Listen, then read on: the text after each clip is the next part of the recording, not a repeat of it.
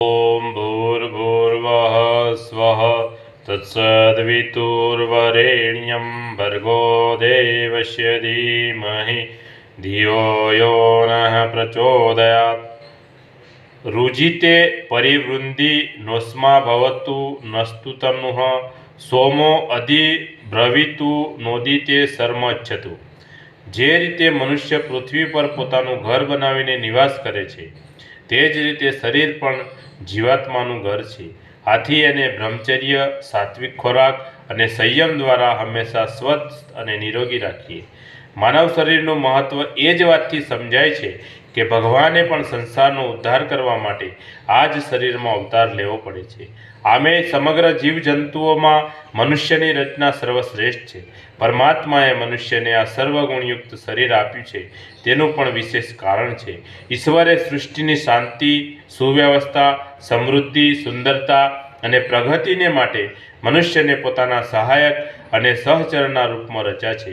પોતાની સંપૂર્ણ વિભૂતિઓ અને વિશેષતાઓ એનામાં ભરી દીધી છે જેનાથી તે આ પવિત્ર લક્ષ્યોને સારી રીતે નિભાવી શકે। એટલું જ નહીં, પરમાત્મા સ્વયં પ્રત્યેક મનુષ્યના શરીરમાં જીવાત્માના રૂપમાં બિરાજમાન છે અને તેને માર્ગદર્શન આપતા રહે છે। છતાંય મનુષ્ય પોતાની મૂર્ખતાને લીધે પોતાના આત્માની ઉપેક્ષા અને અવગણના કરીને પોતે જ પોતાના પગ પર કુહાડી મારે છે। આ શરીરને અર્થાત આત્માના નિવાસસ્થાનને સ્વચ્છ, પવિત્ર અને નિરોગી રાખવાની જવાબદારી મનુષ્યની છે। એનાથી તેને લાભ પણ થાય છે અને પ્રભુ કૃપાનું પણ સરળતાથી પ્રાપ્ત થાય છે। સારું સ્વાસ્થ્ય અનમોલ સંપત્તિ છે। એનાથી કપાળ પર ગુલાબી છટા, ચહેરા પર આભા અને તેજ, આંખોમાં ચમક તથા ઇન્દ્રિયો, મન અને આત્મામાં પ્રસન્નતા રહે છે। જો શરીર સ્વસ્થ ન હોય તો ધન, ધાન્ય, ઐશ્વર્ય, વિદ્યા, બુદ્ધિ વગેરે શા કામના? એક માણસ ધન ધાન્યથી પૂર્ણ હોય પરંતુ જો તેનું સ્વાસ્થ્ય ઠીક ન હોય તો તેનું જીવન બોજારૂપ બની જાય છે।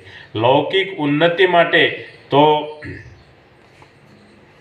સ્વાસ્થ્યની જરૂરિયાત હોય છે, પારલૌકિક ઉન્નતિ માટે પણ એનું મહત્ત્વ ઓછું નથી। રોગી માણસ ઈશ્વર ચિંતન પણ કરી શકતો નથી। સ્વાસ્થ્ય સારું ન હોય તો બંને લોક બગડી જાય છે અને જીવન કષ્ટમાં પસાર થાય છે। ઉત્તમ કર્મ ન કરવાથી નવો જન્મ પણ બગડી જાય છે। મનુષ્ય ન તો ઘરનો રહે છે કે ન તો ઘાટનો રહે છે। મનુષ્ય ખૂબ ઉન્નતિ કરે છે, ધન કમાય, વસ્તુઓનો સંગ્રહ કરે, પરંતુ તે સ્વાસ્થ્ય ન ગુમાવે તે જરૂરી છે। એવા શરીરથી શો લાભ છે? આપણે પોતાનું ભોજન પણ ન પચાવી શકીએ। સ્વસ્થ રહેવા માટે બ્રહ્મચર્યનું પાલન કરવું જોઈએ અને સાત્વિક ભોજન લેવું જોઈએ। ઈંડા, માંસ, માછલી, બીડી, દારૂ વગેરે નશીલી અને નુકસાનકારક વસ્તુઓનું સેવન તો કદી ન કરવું જોઈએ। આ વસ્તુઓના સેવનથી મનુષ્ય જંગલી અને અશિષ્ટ બને છે। વ્યાયામને દિનચર્યાનું અંગ બનાવવું જોઈએ। મન અને વિચારોનો પણ સદૈવ શુદ્ધ અને પવિત્ર રાખવા જોઈએ તથા સદાચારનું પાલન દ્રઢતાપૂર્વક કરવું જોઈએ। સ્વસ્થ અને હષ્ટપુષ્ટ માણસ આકર્ષણનું કેન્દ્ર બની જાય છે અને તેના આત્માનો પ્રકાશ ચારે તરફ ફેલાઈ જાય છે। તેના યશ અને કીર્તિને વધારે છે। બોલે સદગુરુ ભગવાનનો જય। આજ કા આનંદનો જય। આદ્ય શક્તિમાં ગાયત્રી માતનો જય। પોતપોતાના માત પિતાનો જય। કુળદેવી માતનો જય। ઓમ ગમ ગણપતે નમઃ। પાર્વતી પતય હર હર મહાદેવ હર।